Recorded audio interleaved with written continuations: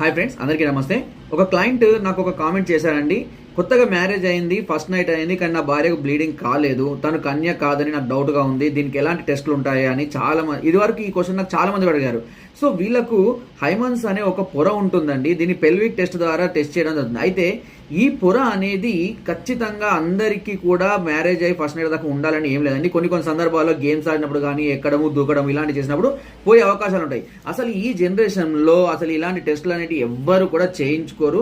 ఒకవేళ మీకు ఇలా బ్లీడ్ కాలేదు కాబట్టి ఇలాంటి డౌట్స్ కూడా పెట్టుకోవడం అనేది చాలా చాలా పిచ్చితనం అండి. ఎందుకంటే అది ఏ సమయంలో చిరిగిపోతుంది అనేది ఎవ్వరూ చెప్పలేరు. సో అది చిరిగిపోయినంత మాత్రాన బ్లడ్ రానంత మాత్రాన వాళ్ళు కన్య కాదు అని అనుకోవడం అనేది వాళ్ళంత మూర్ఖులు పిచ్చివాళ్ళు ఇంకోళ్ళు ఎవ్వరు ఉండరు. ఇలాంటి ఆలోచనలు ఏమైనా ఉంటే మానుకోండి, కొత్త లైఫ్ని స్టార్ట్ చేసుకోండి. సో ఫ్రెండ్స్, నా వీడియో కనుక మీకు నచ్చినట్లయితే ఒక లైక్ చేయండి, షేర్ చేయండి, సబ్స్క్రైబ్ చేయడం మాత్రం మర్చిపోద్దు. మీకు ఎలాంటి డౌట్స్ ఉన్నా నాకు కామెంట్ ద్వారా కానీ వాట్సాప్ ద్వారా తెలియజేయండి. Thank you.